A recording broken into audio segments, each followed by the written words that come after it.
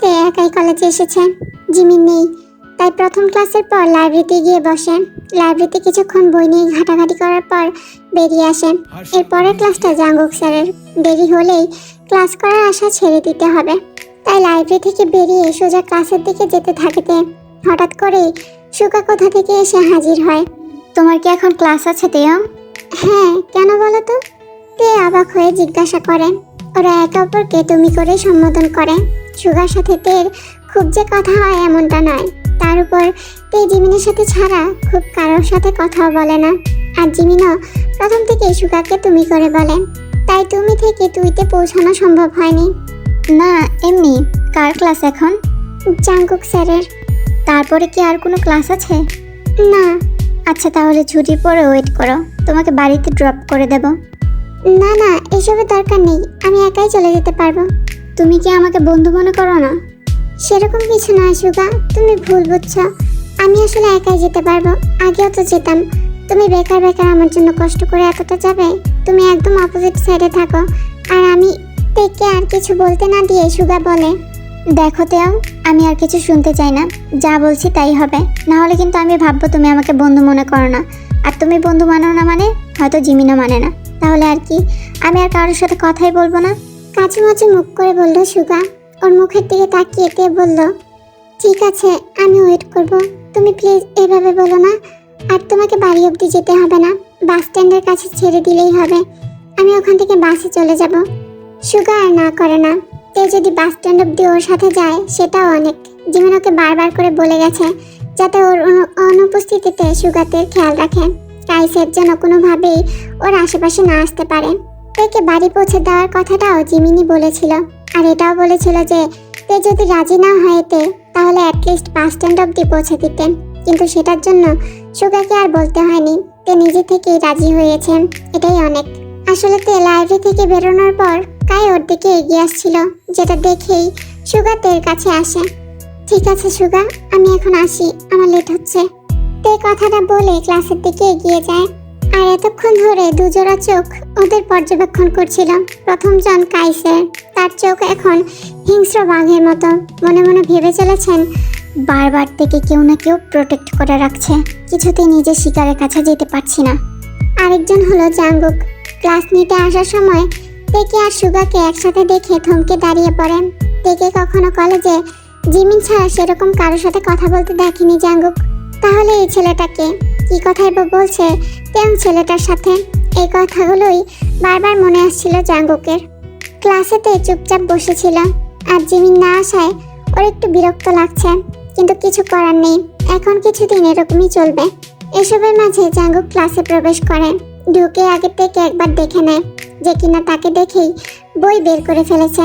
এবার হয়তো মুখটা গুজে ফেলবে বইয়ের মধ্যে। ভাবতেই একটু হাসি পায় জাঙ্গুকের।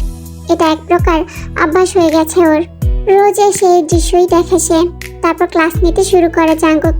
তে ক্লাস শেষে সুগার কথা মতো গেটের কাছে এসে ওয়েট করতে থাকে।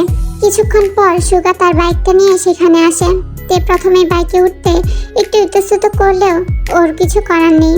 ওকে শুধু সবাই ব্ল্যাকমেল করে, প্রথমে জাঙ্গুক স্যার আর এখন সুগা। বেচারি শুধু ভেবে চলেছে যদি ও সুগার কথা মতো ওর সাথে না যায় তাহলে সুগা আবার ওকে ভুল বুঝে জিমিনের সাথেও কথা বলবে না। যেখানে ও জানে জিমিন আর সুগা একে অপরকে পছন্দ করে, তাই ও চায় না ওর জন্য কোনো ভুল বোঝাবুঝি সৃষ্টি হোক। কিন্তু ও তো জানে না যে জিমিনি সুগাকে এসব করতে বলেছে। যদিও জিমিন না বললেও সুগা এটা করত। একটা মেয়ে এরকম একটা বিপদে আছে জেনেও চুপ করে থাকার মতো ছেলে সুগা নয়। ও তো জিমিনের কাছ থেকে কাইসেরের ব্যাপারটা জানার পরেই বলেছিল প্রিন্সিপালকে কমপ্লেন করবে। কিন্তু জিমিন ওকে বলেছিল যে কাইসের কিরকম ধুরন্ধর মানুষ, আর ওদের হাতে সেরকম কোনো প্রমাণও নেই। কলেজে কাইসেরের ব্যাপারে কেউ মুখ খোলেনি। ওনার বিরুদ্ধে লড়াই করা খুব একটা সহজ হবে না, তাই ভেবেচিন্তে পা ফেলতে হবে। যাই হোক, কোনো কথা না বাড়িয়ে সুগার বাইকে উঠে বসে।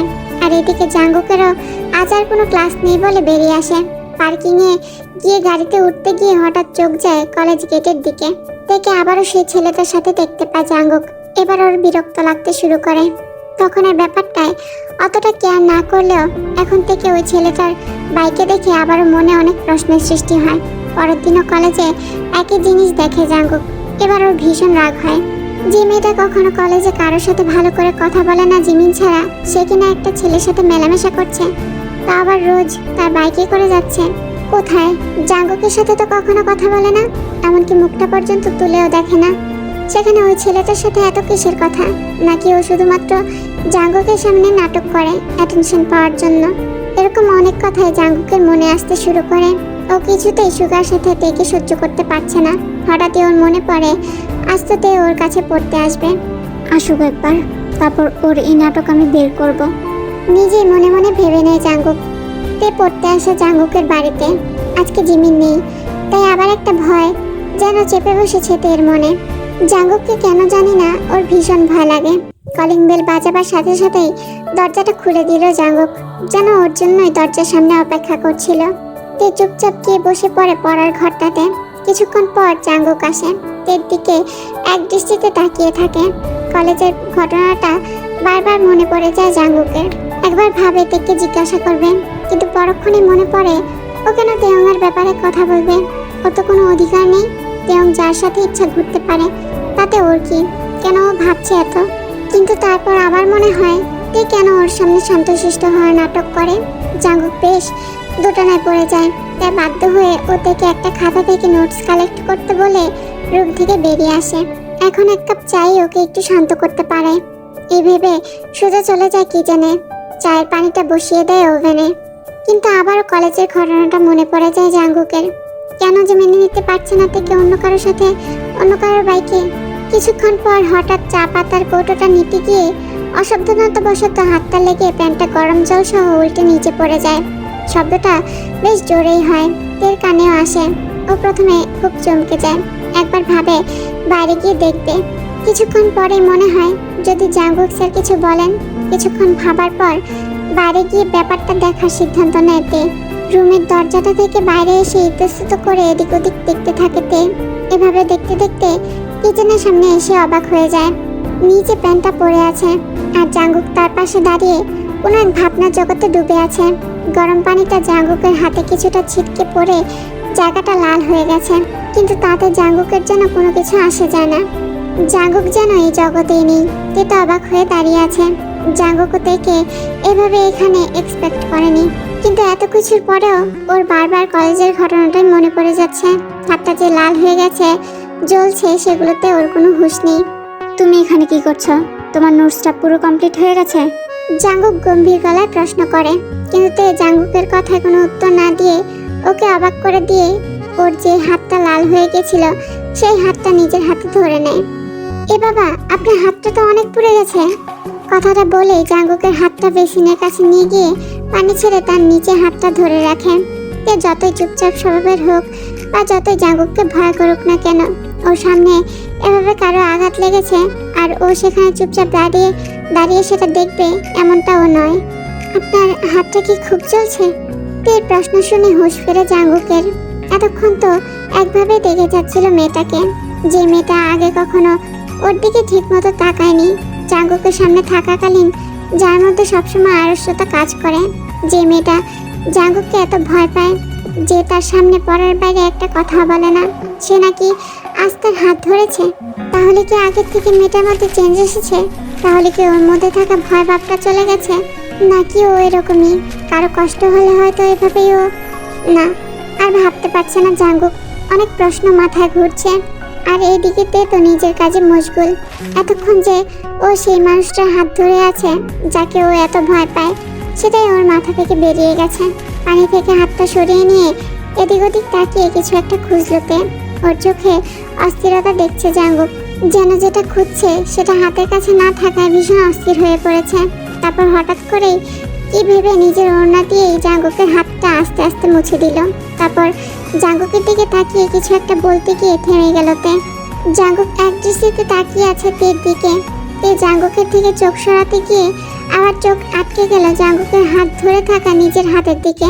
আবারও একবার জাঙ্গুকের দিকে তাকিয়ে নিজের হাতের দিকে তাকালো তে। ও এতক্ষণ জাঙ্গুক স্যারের হাত ধরেছিল, এটা মাথায় আসতেই চট করে হাতটা ছেড়ে সরে দাঁড়াইতে। এবার ওর ভয় হয়, এতক্ষণ ও স্যারের হাত ধরেছিল, এবার যদি স্যার কিছু বলেন ওকে। কথাটা ভাবতেই তের মুখটা শুকিয়ে যায়। মাথা নিচু করে বলে, সরি স্যার, আমি আপনার হাতটা অনেকটা পুড়ে গেছিল, তাই কোনো রকমে আমতা আমতা করে বলাতে, কিন্তু আর জাঙ্গুকের দিকে তাকানোর সাহস হয়নি। জাঙ্গুকও এতক্ষণ চুপ করে শুনছিল ওর কথা। আসলে তে অমন করে ওর হাতটা ছেড়ে দেওয়ায় জাঙ্গুকের যেন খারাপ লাগে। আবারও কলেজের ঘটনাটা মাথায় আসে আর রাগটাও চাকার দিয়ে ওঠে। এতক্ষণ যে কথাগুলো মাথায় আসেনি সেই কথাগুলোই মাথায় এসে ভিড় করে। আগে তো কখনো মেয়েটা আমার সাথে পড়ার বেড়ে ভালোভাবে দুটো কথা বলেনি, এমনকি আমার সামনে মাথা নিচু করেই থাকতো, আমার দিকে তাকাতেও না ভালোভাবে। তাহলে আজ ওর মধ্যে এত সাহস এলো কি করে যে ও আমার হাত ধরে ফেললো? নাকি ও এরকমই ছিল, ডেসপারেট, সুযোগ সন্ধানী? এতদিন জিমিন ছিল তাই হয়তো এরকম থাকতো, আর জিমিন নেই তাই হয়তো গায়ে পড়ার চেষ্টা করছে। হ্যাঁ, কলেজেও তো ওই ছেলেটার সাথে ভাইকে ঘুরছিল, আমি হয়তো বুঝতে পারিনি মেয়েটাকে। কলেজের ঘটনাটা নিয়ে জাঙ্গুক এতটাই ফ্রাস্ট্রেটেড ছিল যে ও একবারও ভেবে দেখলো না যে তে ওর হাতের পোড়া জায়গাটার জন্য এত কিছু করেছে। জাঙ্গুককে চুপ থাকতে দেখে তে আবার আমতা আমতা করেই বলল, স্যার, হাতটাতে ওষুধ না লাগালে আরো বেশি ব্যথা পাবেন।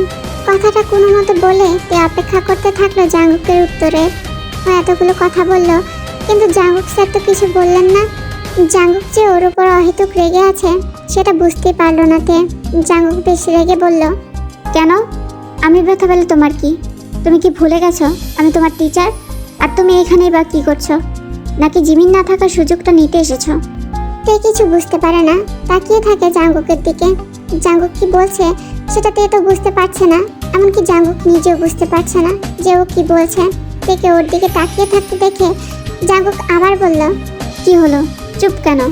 তে জাঙ্গুকের কথা না বুঝেই বলে, সরি স্যার, আসলে তখন এত জোরে শব্দটা হলো যে আমি ভয় পেয়ে গিয়েছিলাম, তাই রুমে বসে থাকতে পারিনি।